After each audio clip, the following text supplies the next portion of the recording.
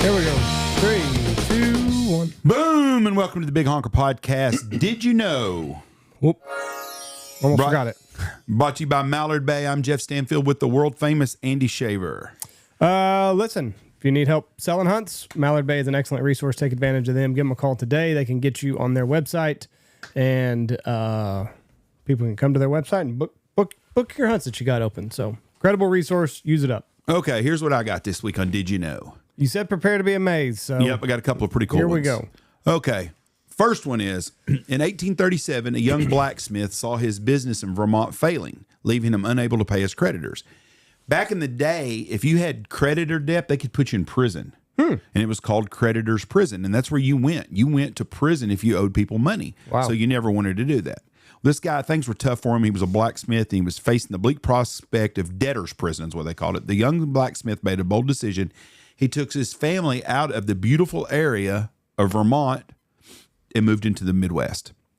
The young blacksmith made plows of steel, envisioning a plow that could slice through the soil without breaking as cast iron constantly did. So he used stainless steel. The steel plow was born. With this ingenious invention, steel plows transformed the landscape, making the fertile plains accessible to farmers. By the mid-1850s, the formerly bankrupt blacksmith was now producing 10,000 plows a year, each one bearing the mark of an unmatched quality. Do you know who that man was?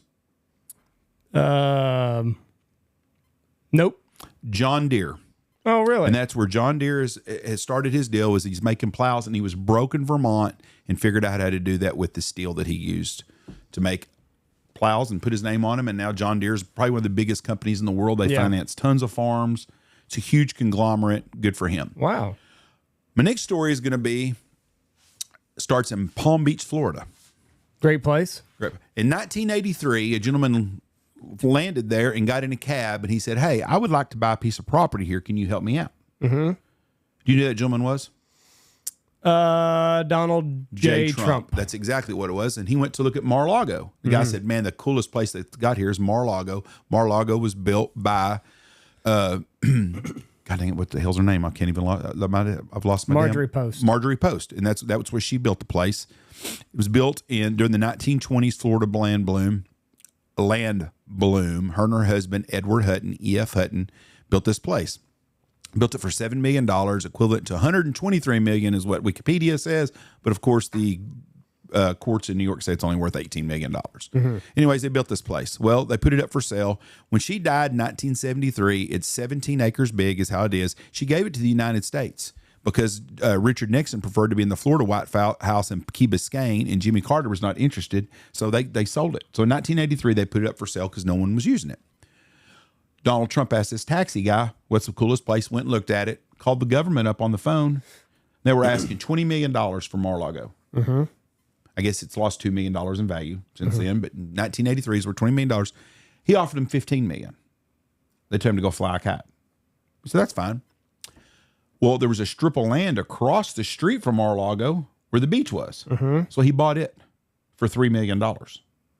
So every time someone would go to look at that place, he'd say, "Listen, I'm fixing to build a high-rise here. You won't be able to see the water."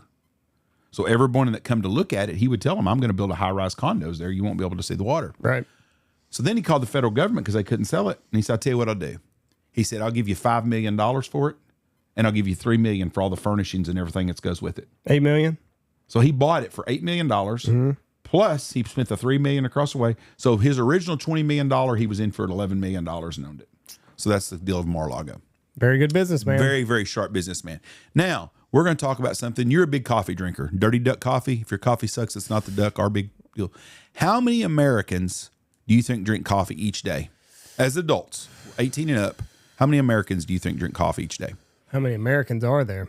I'm not talking about numbers, percentage-wise. What do you think? 68%. Pretty damn close, 66%. Damn it. Well, I was over, so I'd have lost. How much coffee do Americans drink per year by pound, do you think? Now, it's considering every American in the statistics, so it's more skewed for the numbers will be higher than the average person because not everybody drinks it. I'm going to go with 8 pounds of coffee a year. 9.26 pounds Dang it. of coffee per year. Do you know what we would rate in the countries? What number country would you consider us in? I bet we're pretty low, actually, because coffee is a whole culture in Europe. So I'm going to say 25th. God, did you read this already? No. Because you're at 20. That's it. We're the 25th in countries. What ethnic group do you think drink the most coffee? I'm going to go with European. Is that an ethnic group? I don't think so. I think they're considered whiteys. Well, I'm going to go with the whites. Nope. No. Coffee is such a culture. It's a culture in Costa Rica. It's a big thing. I just know like the espresso and everything. Yeah, I'm gonna go with whiteys. I know you looked at me like I was wrong, but Hispanics. Okay. Mexicans, Costa Ricans, Guatemalans. You had the answer and you didn't do it. 44%. I just didn't think that they would drink more coffee than like people in Spain and like when they work their whole day around when they're gonna go have a nice double espresso and smoke a fag. Okay. Well, this here it says coffee consumption was highest among the ethnic groups. Hispanic Americans, it's 44%, followed by that's got to be a wrong statistic. I think it's supposed to be 74%. White Americans at 64%, Asians at 60%, blacks at 54%. There are 37,000 total branded coffee shop outlets in the USA as of today, and this was taken a year ago. What percent of Americans drink coffee outside of the house? Like at a coffee shop? Yep. And this surprised me. This number here really surprised me. I'm gonna say it's low. Outside of the house, give me 18%. 13%. Damn it. I thought it would be more than that. I thought people would get coffee. Probably 25% of them would stop and get coffee every day, but they don't. It's only 13%. People drink it at home all the time. Yeah. What is the number one most popular coffee in America? I don't understand the question. What kind of coffee? It's lattes. Okay. Are the number one in American. 18% of American adults have a latte. And espresso's next at 16% and cappuccino's at 14%. I just told Jesse the other day, we got a coffee shop in town, and I remember like 8 years ago being like, I wish we had a coffee shop. How many times have you been to it? 0. I've never been to the thing. I've been to it a couple times. It's really good. Yeah, listen, it's a great treat, and like, whenever you don't have something in town, you're like, man, it'd be nice if we just had a coffee shop. But like, I get up early, we get up before the boys, we have our coffee together, and then we get the kids rounded up. They go to school, and then we do, whatever we're going to do after that. So it's like, I don't know. There's no time for stopping at the coffee shop. I've had it. It's good, but I'm not a big coffee drinker. If I drink coffee, I drink dirty duck coffee. But if I'm a tea guy, so I'll go there and have a hot tea. Tony drinks all that frappuccino, fruity soy milk, 800 grams of all that shit, sugar. Yeah, and so I'm not a big guy on that. And when I go to Starbucks, I get the same thing. I get a strawberry acai refresher with water. Maybe her and I will make it like a Friday. Do you have how do you drink your coffee? Just straight black? No, it is 2 sugars, 2 creams. So you do put sugar in your coffee then? Yeah. So if I have a lot of coffee, I'll start tapering down the sugar just because that's. So in wintertime, you will be straight black if you drink it at 10 o'clock after 10, just about. No, because I make my whole thermos. Okay. But when I'm at the house, it's 2 sugars, 2 creams, and then I stir it. But when I go to my second cup, it's usually like 1.5 sugars.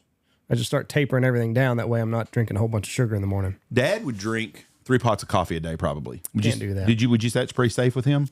He drank coffee all day. Yeah. But he drank it just straight black. Mm-hmm. Just straight black. And I don't mind it straight black sometimes. I'll drink it that way. But good for the heart. I can do it either way. So anyways, that's my Did You Knows, coffee, Mar-a-Lago, and John Deere. Okay. John Deere Green.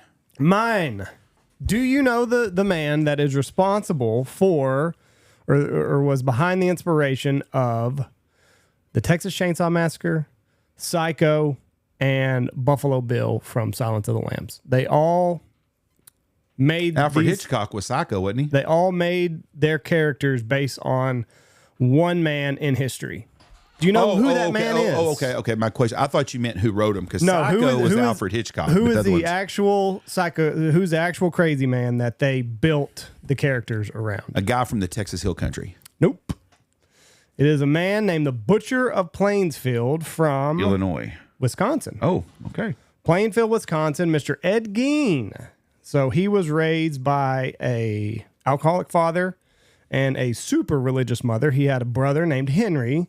From a very young age, the mother told the boys, women are the devil, basically like the mother on the water boy. Like, women are the devil, sex is evil, like, just don't do it. I touched her boobies. Ed and Henry basically lived under the thumb of their mother and their father. Their dad, George, died in 1940. Ed and Henry go on to support the family. They become, they take odd and end jobs. Henry starts to kind of rebel against what he had been taught his entire life and starts getting into a lot of arguments with their mother, Augusta, who Ed idolized. So a mysterious brush fire started one day, and Henry is no longer with us. So they do an autopsy on Henry. He's got bruising on his head, but it is ultimately determined that he died of smoke inhalation, basically. So a couple years later, it's just Ed and his mother now. He becomes her caregiver. She has a couple strokes. She becomes kind of manic in her behavior, a lot of outbursts and everything, and Ed is the only one to kind of take the brunt of that. So she dies in 1945, and he becomes a hermit. So he left her room untouched. The rest of the house fell into squalors.